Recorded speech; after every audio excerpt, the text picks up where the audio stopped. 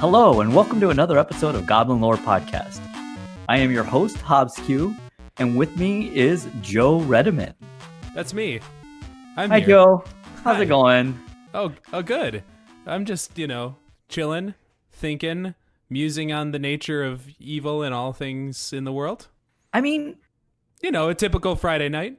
Right. This leads nicely to the fact that, to say Alex won't be joining us tonight, which is good, given that we're talking about evil and he's the least evil of us. He is the purest of us all. Right. And the good news for you all is he's also not here to keep us from going just completely off the rails.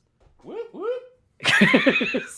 So have a good night off, Alex. We'll catch you next time. So Joe and I tonight, we're going to take a look at what does evil look like. Talk about kind of the nature of evil, maybe the difference between what it means to be evil versus an antagonist, and get into kind of how magic has played with our expectations over the years when it comes to evil. So to start us off, we're going to start with who is our favorite villain in popular culture, and what would their color identity be?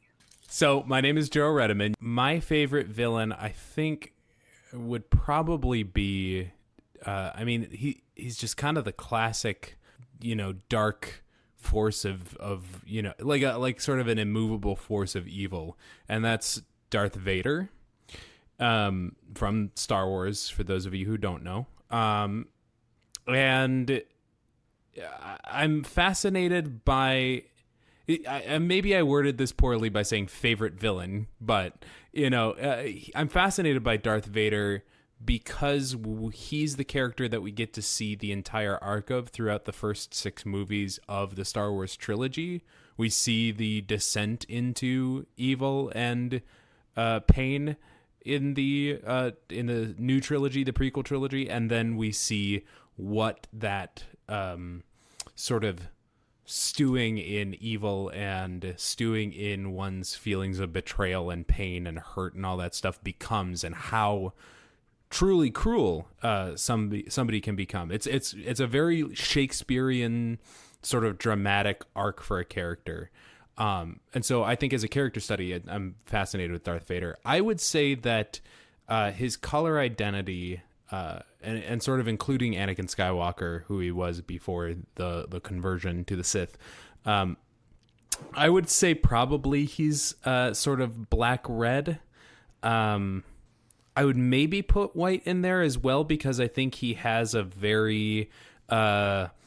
he's got a sense of loyalty to those who are close to him. So I think there's that black-white dynamic of you care about those that are close to you, but you feel the betrayal of those that are close to you that strongly.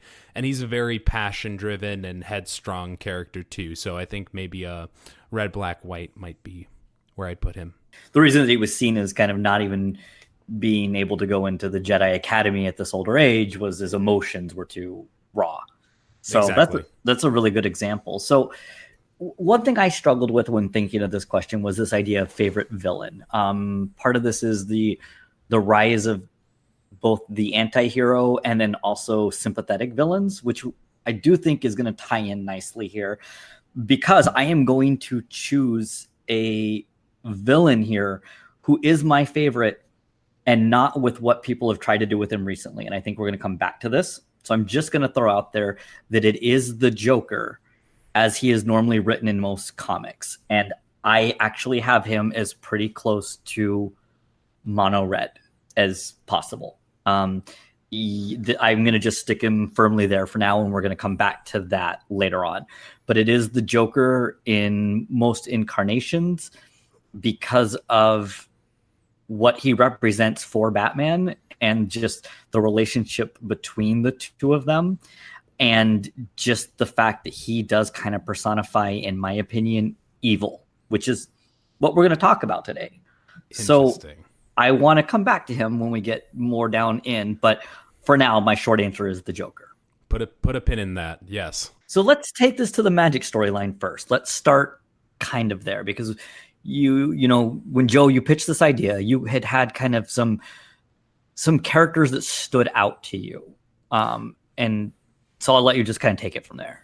Yeah. So over the course, I just sort of want to give a little background to this idea first and foremost is over the course of Magic history, we've all kind of seen that villains and antagonists and even some of the anti-heroes have all tended to be grouped into the black slice of the color pie.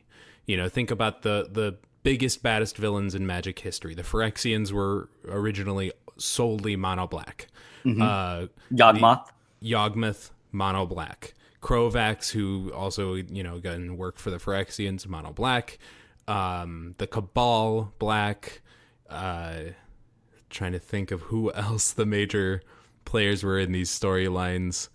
I mean, basically throughout the entirety of Magic history, we see the black character as either, and again, we're saying capital B Magic color pie black, not black the race, just to clarify. But you see those black color pie characters as the antagonist at very least. You know, Geth on Mirrodin betrayed them. You know, even though he's part of the journeying party for a while. So what we sort of talked about in one of our group chats is that there are a few atypical villains or antagonists in the stories that don't fall into this mono black color pie or even black aligned at all. And so I think it's really interesting to look at where and why Wizards gave us these characters who are not that traditional villain, not that traditional antagonist, and what that can indicate for us. So starting off, I guess, just I want to take the sort of first example we got of this in Magic stories. Sort of the pinnacle example is Kanda, the Emperor of Kamigawa. At least the Emperor of Eikenjo Castle in Kamigawa. He was the leader of the white-aligned faction of humans and Kitsune. He was the one who opened up a portal to the spirit realm, stole the dragon egg, the child of Okagachi, the great dragon spirit, and began the Great Kami War on Kamigawa. And he's, you know, sort of the one who megalomaniacally, which is a tough word to say, you know, denied any responsibility for the war and let this go on for decades. All while innocent people were being killed by Kami, innocent Kami were being destroyed, and you know, the whole world was getting torn asunder. And the interesting thing about Kanda is that he saw an opportunity to take power in order to hopefully protect his realm. So he had a very white goal, a very white-aligned goal of, I am going to protect those close to me. And Eikenjo Castle stood until the end of the war, until, you know, it was dismantled by, I think it was the betrayal, quote unquote, of Michiko Kanda, his daughter. And when she merged with the spirit of the dragon, Kamigawa was a weird storyline, man. More as I go through this, but when they merged together and became the Sisters of Flesh and Spirit, then Eikenjo fell and Kanda was defeated. But his goal specifically was, I need to protect these people, and if I see even the slightest chance of increasing the power that I have to defend my people, I'm going to take it. Which in one sense is a very noble goal, but when it endangers many other people, we then see sort of that dark side of what a mono-white identity can be, right? Yeah. I mean, I think this is so very early on in one of the first Color Pie episodes we did, we talked about the fact that every color in the color pie at its extremes is going to be problematic. You know, that white has order, and order to its extreme is fascism. I mean, it's really is kind of that the mono white ordered world would be kind of that far end would be fascism. I'm actually going to challenge you for a second here on perhaps an earlier example of a villain / antagonist who was not black aligned at all, who was prior to this. Interesting. And that is Memnarch. Oh, yeah. No, that's a great example. Yeah, go into Memnarch. So Memnarch is Memnarch was on Mirrodin. There was this whole thing. He basically is kind of the watcher of Mirrodin in the stead of Karn being there, if I'm remembering correctly. And he ends up wanting he wants to keep the world a perfect world. And his flavor text is great. An imperfection in the perfect world, we can't allow that.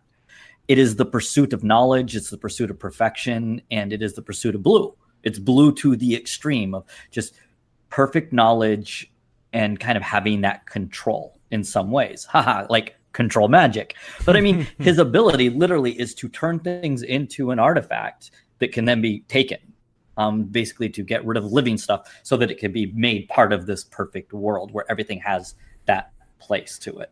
Memnarch is an example, I think, of I'm trying to think back through. I was trying to come up with other ones. And I mean, now we're moving back even further. I'm now seeing this. This is another example of non-black aligned, but there haven't been a ton. Like, I'm struggling to think back further even than that.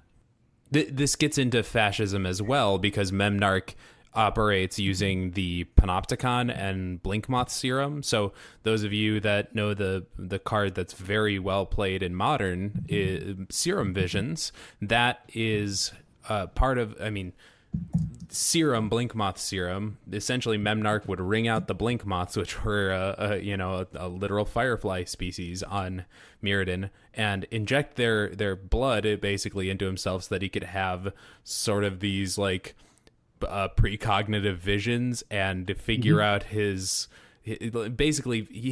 idea was, I'm figuring out what's going to go wrong before it happens so that I can make sure it doesn't happen.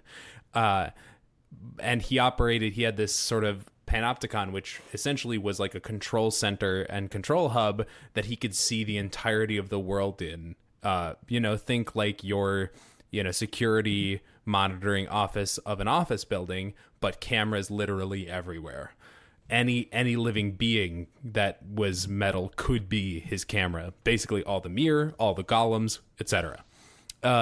So yes, he set out to do something that he thought would protect the world and keep it perfect, and went way too far. Memnarch is a really good example too. I don't know of any really that go back further than that. We have sort of this shifting. I mean, that's sort of the time where magic storytelling changed a little bit, right around the Mirrodin block. And we started seeing more differed examples of this. I think then once we get a little bit later into magic story is where we see the next one.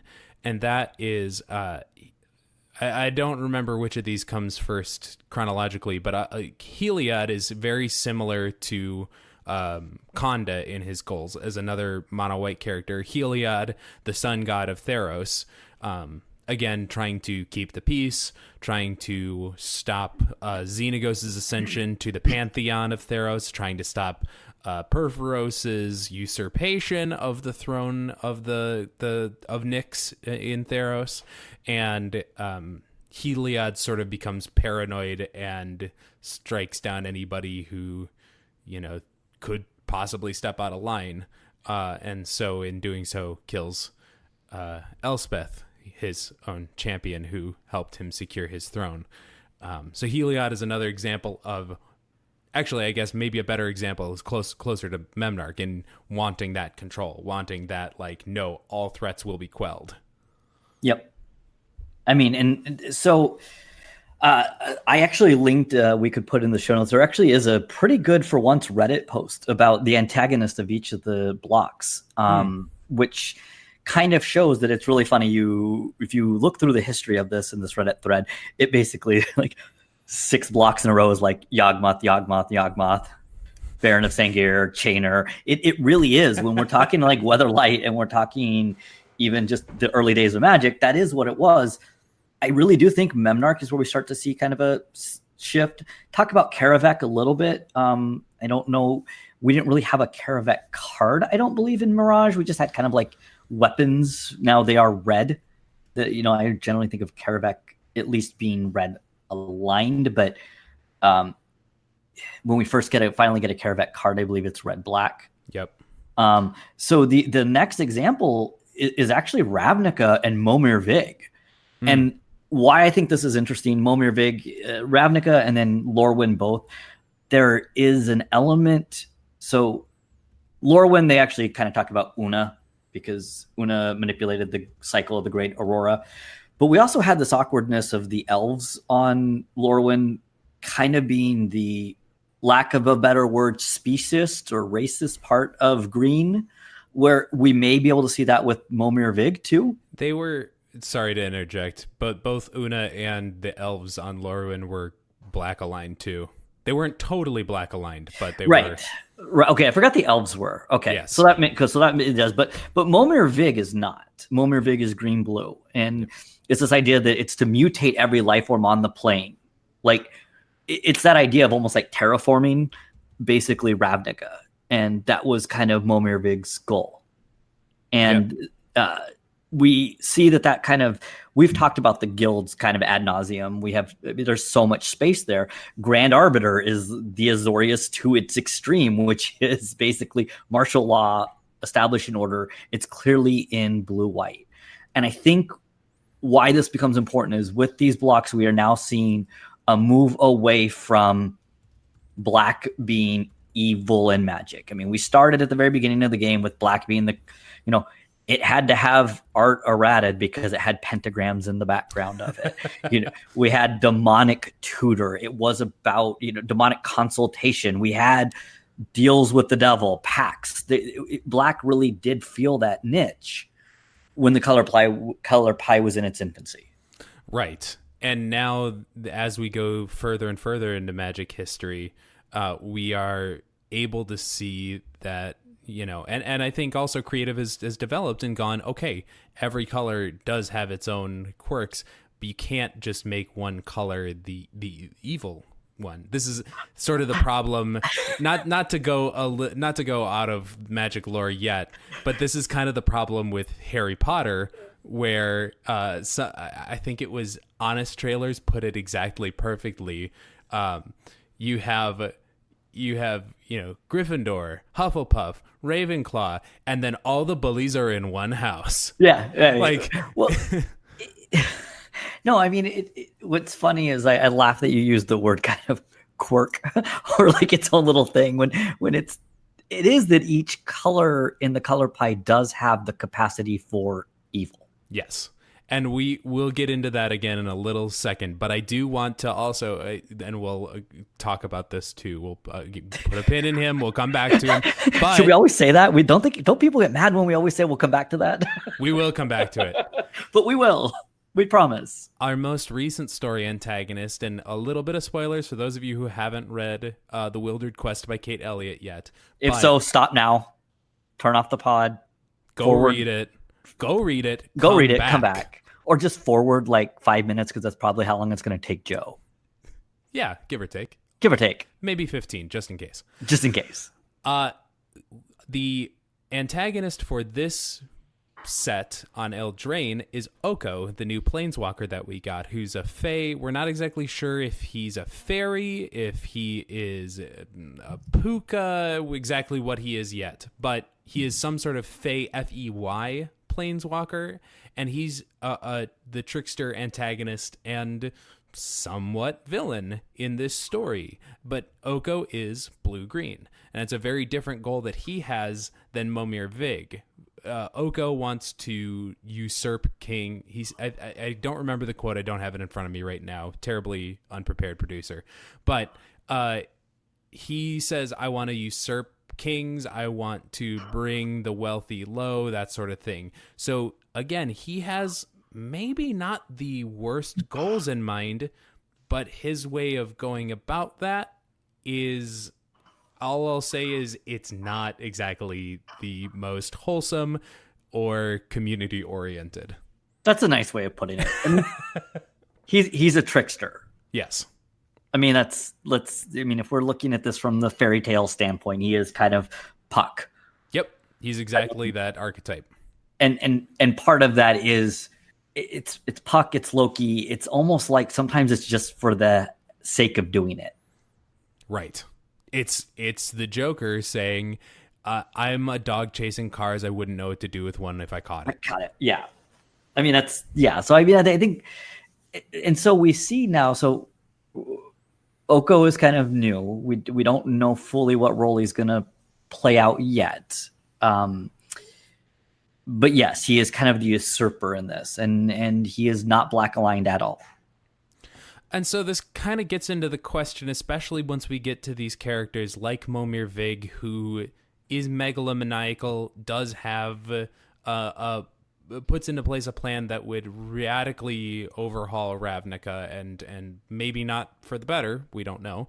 Nahiri is another one that we didn't exactly talk about, but she is the antagonist of the Shadows over Innistrad block, and she is, seeking vengeance. And so this is, again, not exactly the most evil thing necessarily. Maybe it's not your classic evil, but we don't, this gets us in this sort of big philosophical question of what is evil? What do we mean by evil? So I want to throw this over to you first, Hobbs, give us your Wikipedia definition of evil. My textbook definition of evil does kind of come back to this idea of the psychopath or the sociopath.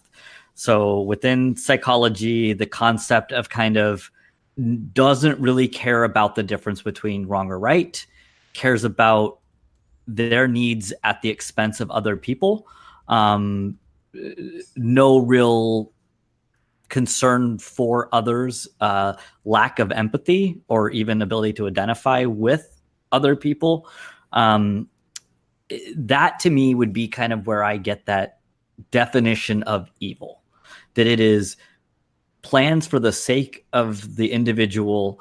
There is no clear motivation. There is an understanding of the difference between right or wrong. So it is not that you don't know the difference between them.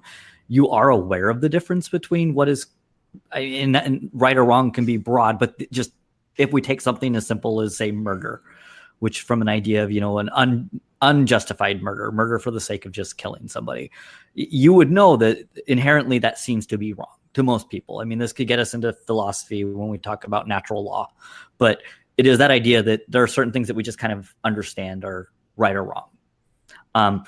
The sociopath, the psychopath, and those terms are terms that there isn't like a clear just definition for the diagnosis of that, or it's not like a diagnosis that's made, but it is a concept. To me, that would be evil.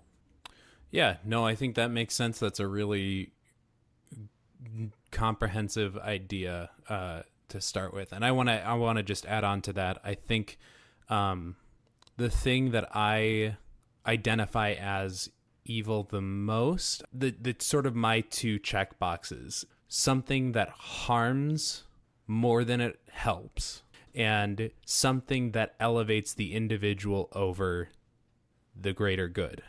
And now I don't want to say that any act of self-care is evil, but that's why I have the sense of, okay, is it harming or helping?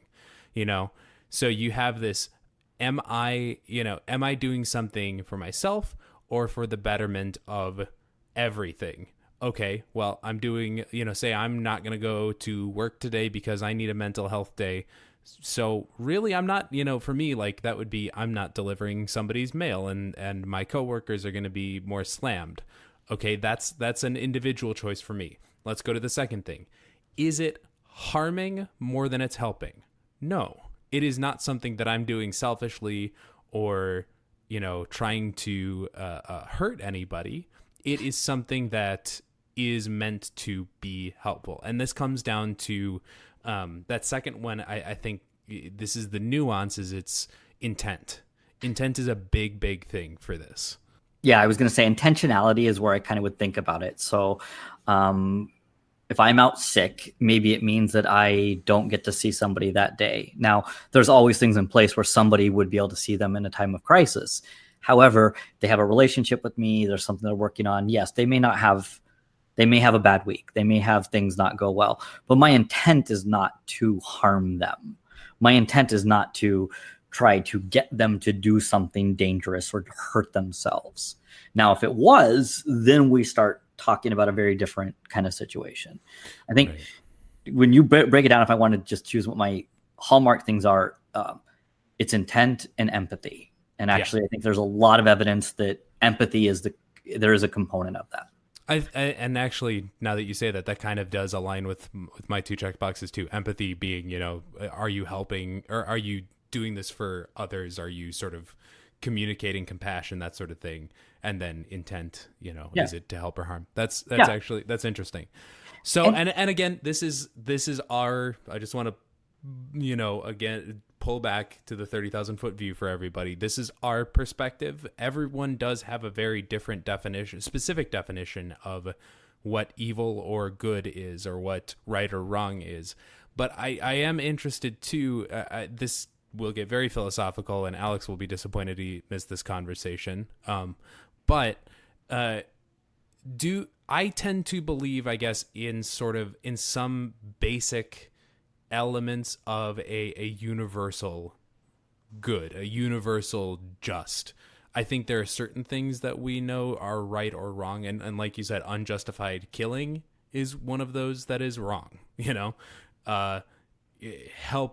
Feeding somebody who is hungry is right. Those sort of things I think evoke almost universally. Those things evoke something either positive or negative in people. Do you tend to find that in psychology? Is that something that you see, or is that how does that track at all? I mean, I think that yes, I do think that there does tend to be something with universal law. I don't think it's something that we necessarily cover in psychology, but I remember I went to a Quaker elementary school, a Catholic high school, and a Jewish university, non-affiliated. But so, wow. I have studied kind of religion, cultures, philosophy, and the universal law kind of came about out of religious initially. And it was just this idea that obviously this is wrong, because we don't need to debate why it's wrong or come up with a rationale. We know there's certain things that we know are wrong. Murder, we know, is wrong. And then the weakness of that is there's always ways to kind of find around it, or there's always ways to talk around it. But I do think that at the end of the day, there is kind of it's almost the old pornography discussion of I'll know it when I see it. There is an element to, you can have a pretty good idea of where somebody stands based on certain actions. Yeah. Yeah. I okay. That's good. I just wanted to know if that was talked about that much in the field. But yeah, I mean, that's a big philosophical question. People have been thinking for thousands of years about, is there true right and true wrong? And I think it's a big thing because we see actions that do harm in the real world, and we have to be constantly checking ourselves and checking other people and going did you mean to do that? Did you, were you thinking about the consequences? Sometimes there's recklessness, and that's not necessarily evil, but it's harmful. Right. Yeah. And I would think that what we're going to talk about is, just because something, I mean, I guess it's the flip side. Just because something doesn't in the short term cause harm doesn't mean it wasn't necessarily evil, and vice versa. Just because something wasn't evil doesn't mean that it didn't cause real harm. Yes. Yeah, no, absolutely. And that's a good point too, is when we talk about intent, I think, when you get into an argument or when you say something hurtful, especially, or do something hurtful, very frequently the comeback is, and somebody says that hurt my feelings, or, that was rude of you or whatever. Very often the instinct is to go, well, I didn't mean it. Right. We're not saying that should be a get out of jail free card. We're just saying that, when it comes to specific acts, it's right. sort of as we're not necessarily going to say talk about these characters. Right. We're not going to say that you're evil in that situation. We are going to say that you may have unintentionally caused harm. Yep. So, and the reason I think this becomes important, and maybe why we've seen kind of a shift away from the mono black kind of evil, is, I'm going to be honest, evil, and even how you and I have already discussed it in some ways, can get boring, or it just, people don't know how to do it well, like pure evil in some ways. What do you mean by that? So I think that a big part of the rise of the anti-hero and the rise of these villains that have motives, or they believe that they're acting in the best interest. So let's take somebody like Nicol Bolas, who does actually kind of have a reasoning or a rationale. Part of it is there's a belief that he's almost trying to save the multiverse. Now, part of that is a Thanos-like thing where he's just, it's more to do with like, well, I'm going to do this horrible action, but I'm really doing it in order to make things better and to make them a better place. That has become a lot more commonplace in our society now, to have those sorts of things, other than just kind of a black or white definition of what is evil or what is horrible. Yeah, no, I think that makes sense. And I think that's interesting too. Sort of maybe one of the reasons that happens more is that we see there aren't clear, how do I want to say this? There aren't nearly as clear villains in our day-to-day lives anymore as there used to be. And I say that with full knowledge of the fact that we do have the blessing of hindsight to see some things in the past and say like, okay, well, yes, everyone should have seen, this is obviously the go-to, we were always going to go to this place when we're talking about great evil in the world. Everyone should have known that Hitler was going to be one of the worst people in history, of all time. One of the greatest humanitarian disasters, one of the greatest human disasters ever to happen. Everyone should have seen that coming. And we can get into some of the things about how the German people were brainwashed and all this sort of stuff. But there aren't nearly as clear motives as that today, I don't think, where we see even things like, looking, I don't want to get super partisan political on this. I think everyone can kind of guess where our political beliefs line. But when you see things like in a certain party's debates lately that have happened, one of the candidates has some very outdated and somewhat offensive views and somewhat, insensitive positions on a lot of things. And I wouldn't say that that's evil, but it's extremely harmful and it's unreflective. And at a certain point, you have to start wondering, okay, you have enough people telling you that it's harmful, but you're not changing it. What's going on? Right. And I guess that there is, this is the real world, is because, like you said, we like to be able to look back on the past and clearly see things that were evil and horrible that happened in the real world. Like we want to do that. And there are things that were. We are not going to be as good about catching those things in modern day. We're not, in the moment, we are not going to be the best at seeing intentionality and understanding what somebody is doing. And especially when you take it down from the macro level that we were just talking about to a micro level of your day-to-day, that's even harder. Yeah. Because it's you literally dealing with it, not even just reading it on the news. Right.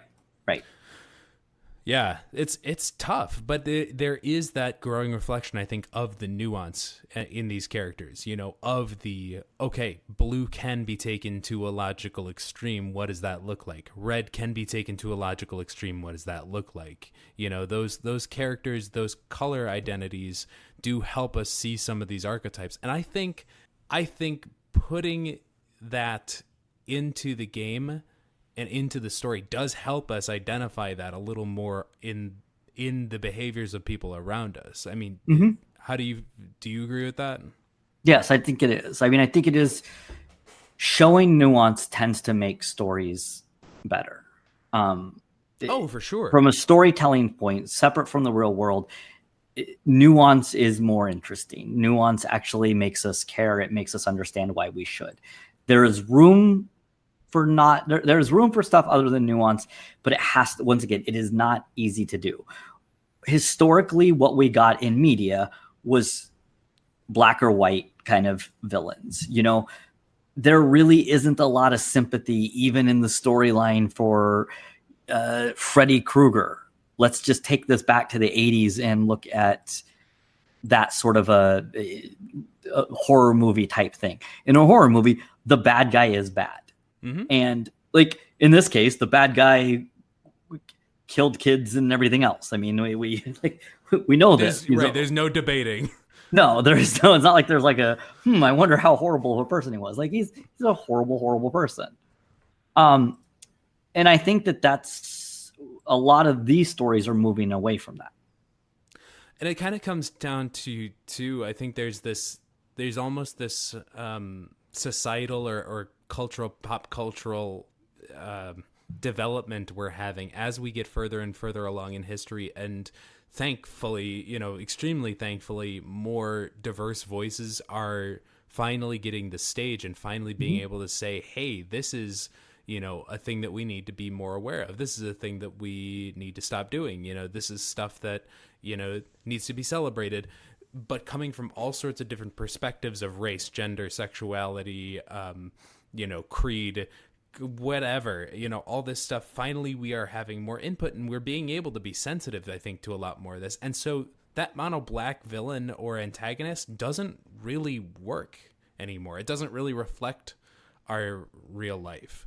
And so, yeah, like you're saying, it's not as interesting of a story to us these days. But I also think, too, that if we see, an Oko and see, not necessarily that social upheaval is a bad thing in the grand scheme of things, but in the context of things are going well on Eldraine, and then Oko decides, nah, screw that. Like, then we have a little bit of an issue.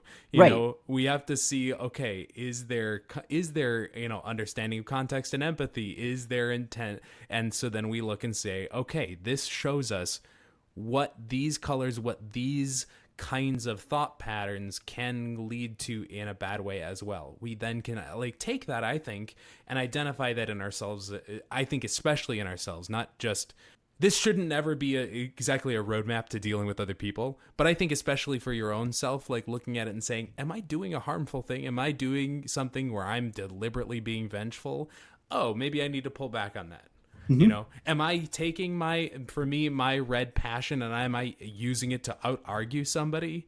That's bad. That is probably the far bad end of the extreme for my color pie. I need to pull back on that. Yep.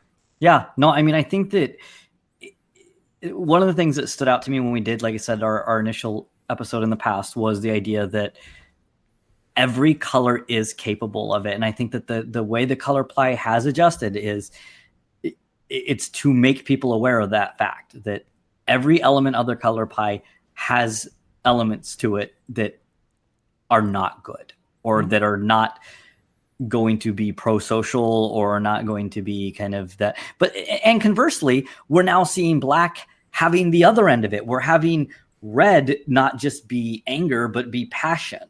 And we're getting more to it than just the extremes that we saw before, with red being anger, black being evil, or black costs. Being conniving. Yeah, right. And I think that Wizards has actually done a nice job of starting to give us glimpses into what does a red hero look like. What does a mono black hero or a black aligned hero look like?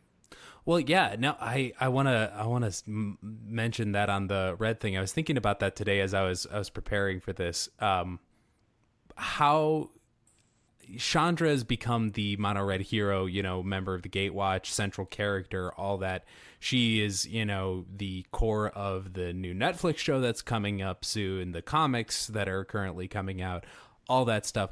But she has a temper the size of Mount Vesuvius and will blow up on anybody whenever. And she is learning to control that, and we're seeing that grow. And the more I thought about that today, I was like, oh my gosh, I've never thought about how much I actually identify with Chandra.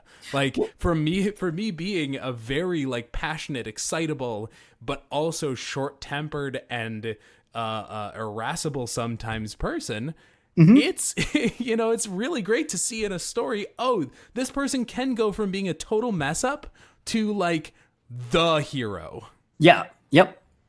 Well, and what is interesting, given that that's who Chandra has become for us, is we actually get to see now, because of almost kind of, I don't want to say retconning, but bringing forth from the story stuff that was missing before. So, for instance, taking back bringing Jaya from the flavor text into the world. Jaya is a mentor. She is the mono red that is emotion, and she has learned to use emotion. I mean, we talked a lot about this on our episode with Aaron Campbell. Jaya in some ways is passion. Jaya is emotion. Jaya is that epitome of red. We just have now gotten it, even though Jaya has been in the storyline forever. We're just now getting Jaya that way. Right.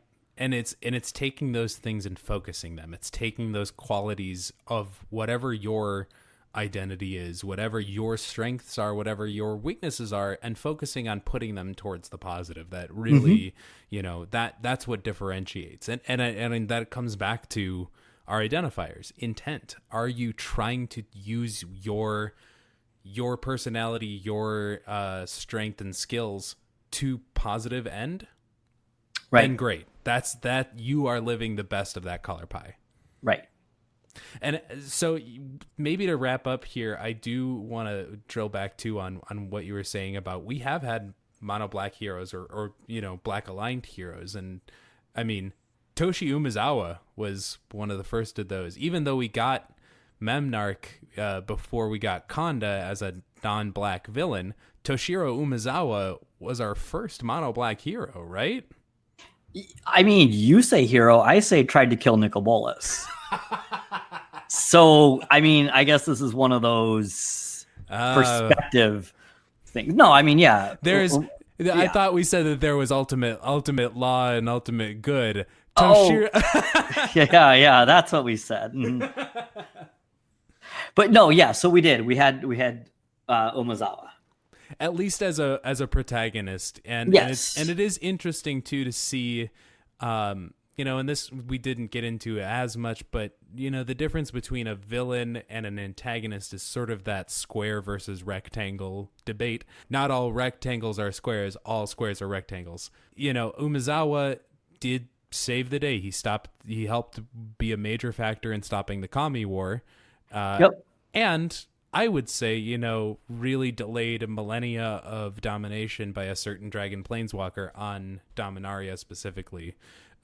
But, that's just me. That's neither here nor there. Let's just say.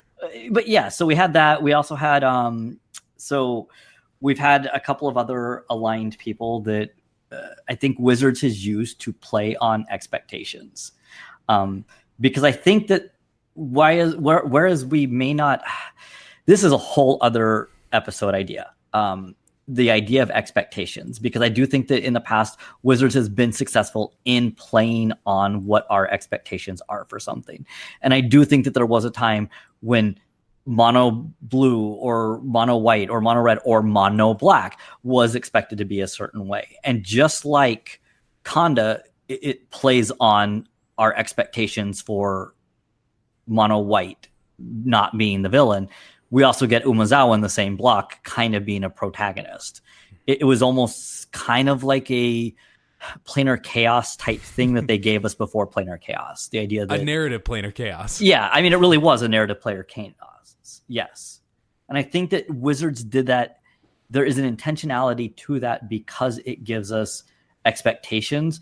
And I think that expectations for storylines in general is something that can be used effectively.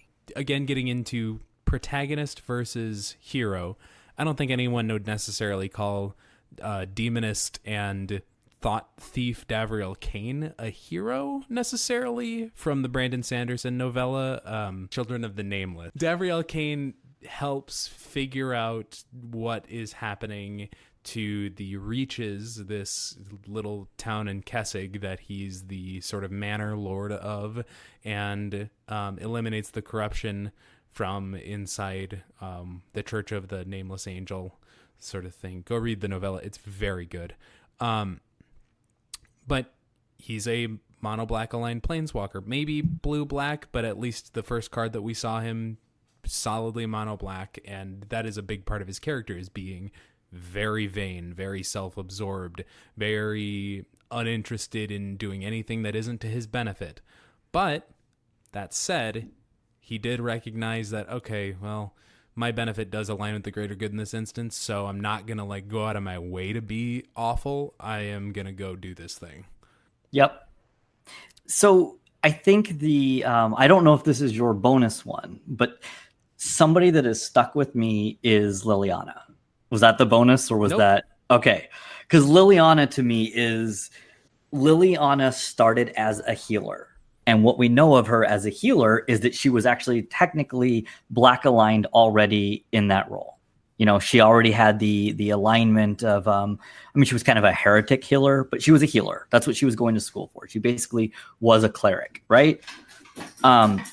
Where we've seen her in the storyline is this conflicted hero where we don't know exactly what is going on. We don't know, is she gonna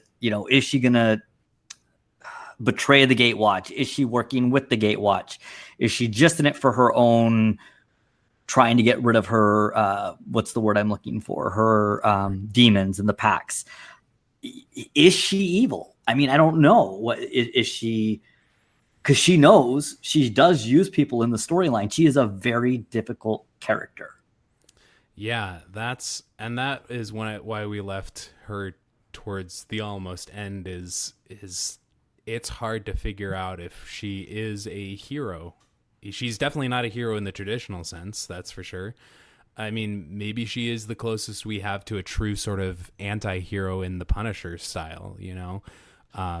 Not in character matching, but in the sense of there are times where the greater good will align with my self-interests, and there are times where it won't, and you don't really know which one I'm going to pick in any moment.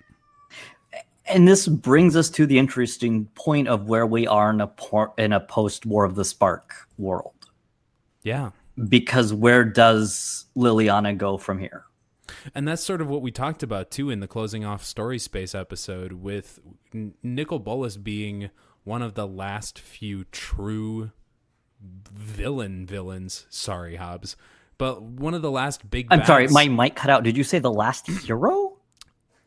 Maybe. Okay.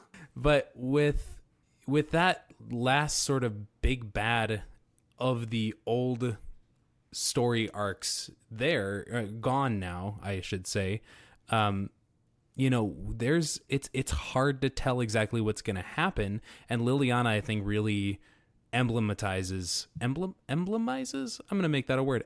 She is emblematic of that's what I was going to say is the word. So as we are on our way out of the door, I said that I would circle back to the Joker. And I would like to circle back to the Joker for a reason. I said through most of this cast that there actually has been this idea of having characters be fleshed out, to be more nuanced, to have motivation, in some ways to not just be pure evil. However, and I even said that that's what I tend to like, except for when it comes to the Joker. Because that is the intentionality of Joker. My biggest fear and why I don't really have any desire to go see the Joker movie that is getting ready to come out is the Joker is at his most fascinating when he does not have a backstory. He is normally dropped into the story. We don't know where he came from. We don't know what motivates him. We don't know anything kind of about him. He, in some ways, epitomizes evil in a chaotic way, which as a foil for Batman, so this is why I talk about it has to be done for still a reason, but knowing the Joker's motivation actually makes him less scary and less interesting of a villain. I don't want to identify with him. This is that whole idea that we talk about with things like you're not supposed to identify with Tyler Durden in Fight Club. All of the people who have seen this movie and are like, yeah, that's what I want. That's what the point of the movie is. Chaos, anarchy. Like, the point of the movie actually is you're missing. You're not really supposed to identify with that you should be doing these things. You shouldn't want to be Walter White making the meth. I mean, we see how the elements of his character come out over the course of that series that were always there as part of his personality. A lot of people misidentify because it's interesting, because you make a villain have motivation and have a reasoning behind it. You get people that I think that unfortunately sometimes it's actually bad because it makes it where people identify with things in a dangerous way. The Joker is never really that issue. You know who the Joker is. You know that the Joker is evil.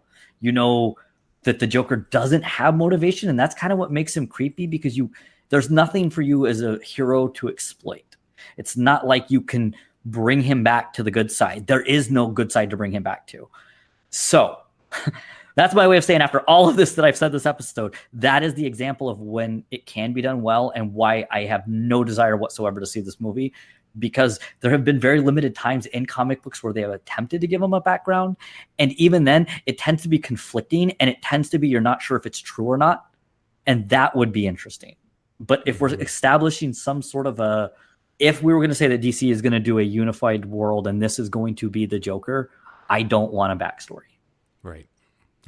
It's like you were saying, when you give the audience something to empathize with, but the character that you're empathizing with is a truly evil character, that is dangerous. That is a dangerous thing.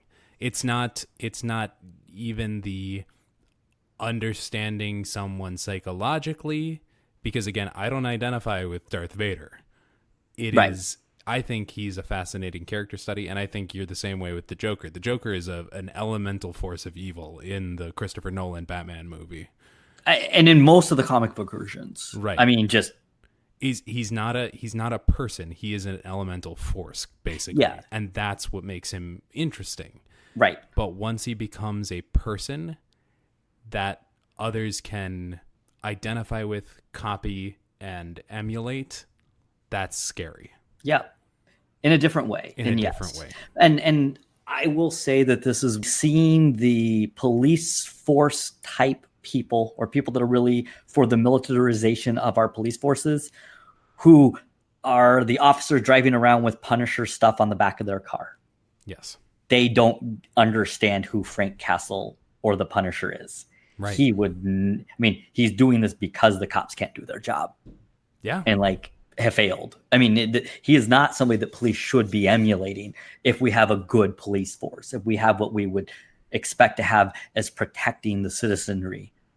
Those people should not be pumped up and getting their identification from Frank Castle. It's a co-opting of things because of one element of that character that you know. Yes. He's a vigilante. He does things that you shouldn't be able to do. It's without understanding his entire history and everything that goes into him. And that's where we get into, and this is maybe where we should just wrap it up. But the taking the small slice of the color pie in the wrong way, when you don't build in the nuance, and when you don't. This is so tough. There's no this good way discussion to wrap this up. But I think it's very appropriate that we don't have a nice, neat way to wrap this up, because Alex knew that he couldn't be here tonight, and even kind of said, we're going to be coming back to this. Yeah. And I think that he said that his voice and his viewpoint and some of the thoughts he had are going to be heard, because this is a concept that we've now talked around in, and almost we ourselves have come on down on both sides throughout this episode in different ways, because it is not an easy concept, and it's not an easy thing to there's no blueprint. Tie up neatly. There's no blueprint either. It is when you see it, because yes, giving nuance to an elemental force of evil like the Joker is bad, but then not having nuance to understand the Punisher is also not good. Right. So and this is what makes these characters and what makes this world fascinating, and also why it's been fascinating to see, I think, Wizards do a better job with explicitly giving us the nuances within the color pie, bending it but not breaking it. Like, we still need to have the color pie, and it works. It does work for us. It's understanding that you still can do almost anything you want within a color, but there has to be there has to be a way to do it that still is true to that color. And I think it is good too that there, especially lately, has been a sort of a a trusting that we are going to do the right thing with these characters. I think once people read the Eldraine story, once they read the Wildered Quest, no, I'm not a jab at you. Yes, once that was just pointed directly at Alex and Hobbes. No, once people in the greater public read the Wildered Quest, I think there's going to be a little less Oko worship.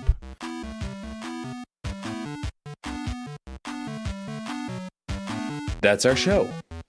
You can find the podcast at Goblin Lore Pod on Twitter, or you can email any questions, comments, or concerns to goblinlorepodcast@gmail.com.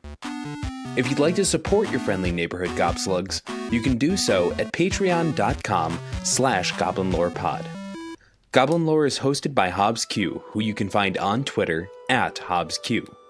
The show is written and co-hosted by Alex Newman, who can be found on Twitter at Mel_Chronicler. Engineering, editing, and production by Joe Redeman, who you can find on Twitter at Lorethos. That's Lorethos. Rights to our opening and closing music are held by Wintergatan and Cobalt Music. Links to their website in our show notes. Logo by Stephen Raphael on Twitter at Stephen Raffle. Goblin Lore is sponsored by Hipsters of the Coast, which you can find at hipstersofthecoast.com or at hipstersmtg on Twitter. Thank you all for listening, and remember, goblins, like snowflakes, are only dangerous in numbers.